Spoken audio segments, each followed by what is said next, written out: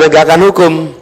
Kalau penegakan hukum, korupsi ini ada 3 potensi sebabnya. 1, korup karena kebutuhan. Yang kedua, korup karena keserakahan. Yang ketiga, korup karena sistem.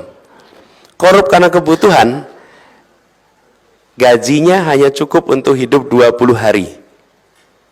10 hari terakhir dia harus bagaimana? Lalu muncul tuh ruang untuk nutup. Obatnya bukan penegakan hukum saja. Penegakan hukum belum tentu menjerahkan, masalahnya nggak selesai.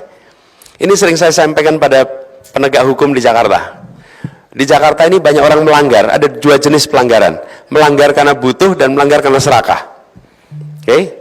Kalau gedung tinggi ngambil air tanah dari kedalaman 200 meter tanpa izin, itu namanya melanggar karena serakah.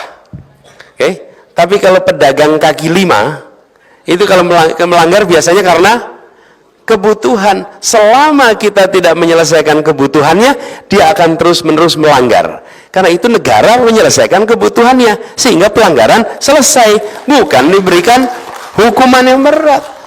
Hukuman berat tidak menyelesaikan, karena kebutuhannya tidak terpenuhi. Tapi kalau yang melanggar karena keserakahan, nah baru ini pakai hukuman yang menjerahkan. Ada rasa takut di situ. Dan koruptor paling takut adalah miskin atau miskin. Ada yang mengusulkan hukuman mati. Saya sampaikan, selama sistem penegakan hukum kita belum sempurna, jangan letakkan hukuman mati di sini. Karena ketika kita melakukan kekeliruan, kita tidak bisa mengkoreksinya. Jika sistem kita sudah sempurna untuk proses pengadilan dan lain-lain, nah itu soalnya lain. Tapi sebelum sempurna, maka perlu ada ruang. Bayangkan selesai 2-3 tahun kemudian muncul bukti baru, ternyata dia bukan koruptornya. Mau dikembalikan pakai apa coba? Nggak bisa. Nggak bisa. Itu sebabnya kenapa saya sampaikan dimiskinkan. Karena kita ada ruang. Jika sampai, kita ini manusia khilaf, ada ruang untuk itu. Nah ini yang kemudian dilakukan. Kami melihat penting sekali untuk segera mensahkan undang-undang perampasan aset oleh negara. Sehingga koruptor yang kemudian KPK ini tidak boleh sekedar taat hukum. KPK ini harus taat pada kode etik. Dia harus lebih tinggi dari hukum. Dia harus taat pada kepatutan. Karena itu tadi kemarin saya sampaikan bahwa bila Allah takdirkan untuk kami bertugas, maka kami akan sampaikan semua pimpinan KPK yang terpilih harus tanda tangan pernyataan akan mengundurkan diri jika melanggar kode etik KPK. Selesai. Jadi bukan mengundurkan diri kalau jadi tersangka, bukan. Itu aja masih belum. Tapi bila melanggar kode etik, dan kode etik KPK, Bapak Ibu sekalian, saya kebetulan pernah bertugas menjadi ketua komite etik KPK tahun 2012. Ketika saya jadi ketua komite KPK, saya melihat dari dekat betapa standar kode etiknya itu sangat tinggi. Dan pada waktu itu saya belum pernah, ini saya cerita sedikit, saya belum pernah datang berada di sebuah kantor yang ketika waktu duha musolanya penuh dengan orang-orang sholat duha, kecuali di KPK. Betul-betul, saya datang kantor banyak, tapi hanya di KPK, ini peristiwa 2012. Ketika waktu duha, itu semua hadir di situ. Begitu waktu sholat masuk, semua berbondong-bondong ada di musola. Dan waktu saya ngobrol dengan mereka, itu mereka selalu ingin cerita. Kan di musola kita duduk gitu, Pak, kami yang di sini ini betul-betul hanya mengandalkan pada pertolongan Allah, tidak ada yang lain. Karena yang dihadapi luar biasa. Bapak Ibu sekalian, luar biasa. Kita di sini tahu beres, Bapak Ibu. Karena mereka tak bercerita. Itu kalau datang ke situ ketemu dengan mereka-mereka yang bertugas, kalau saya mengatakan saya bangga lihat anak-anak muda penuh integritas yang waktu itu menjaga KPK. Luar biasa.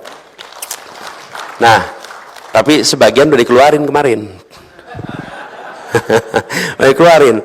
Ini harus dikembalikan lagi nih orang-orang yang waras-waras ini. Mereka-mereka yang pemberani-pemberani ini. Orang-orang pemberani luar biasa.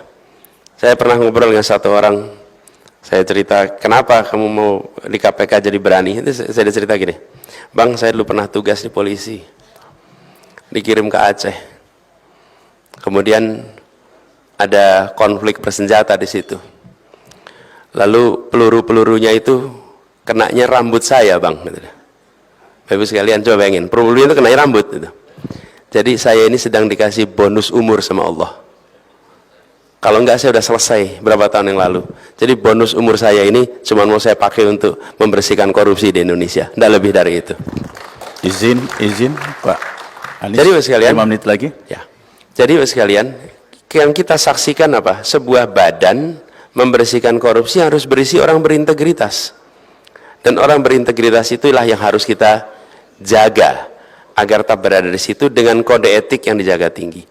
Jadi Bapak sekalian kami hormati, izinkan saya merangkum atas apa yang saya sampaikan, bahwa Indonesia harus menuju satu kemakmuran, karena dengan satu kemakmuran kita akan bisa merasakan Indonesia memberikan perlakuan yang sama bagi semuanya. Itu dilakukan lewat apa?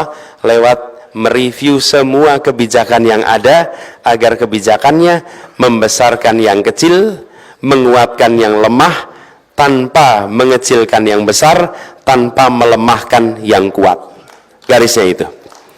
Lalu di dalam proses ini semua kita menyaksikan perlunya menjaga tatanan negara ini untuk selalu berada di dalam tatanan yang menjunjung tinggi adab di dalam bernegara, etika yang dijaga, prinsip negara hukum bukan negara kekuasaan. Ini. Lalu salah satu masalah terbesar Republik ini adalah praktek korupsi, dan praktek korupsi ini diselesaikannya melalui satu, yang karena kebutuhan dibereskan kebutuhannya, yang karena keserakahan diberikan ancaman hukuman yang menjerakan, dan institusi yang mengelola penegakan hukum untuk korupsi yang serakah adalah KPK. KPK-nya ditinggikan standar kode etiknya. PR kita banyak. Saya hendak sampaikan pada semua, tidak mungkin kita bisa menyelesaikan seluruh masalah yang ada di Republik ini. Tapi insya Allah satu hal yang pasti, kita ingin perubahan itu bisa kita kerjakan dalam tempo yang sesegera mungkin.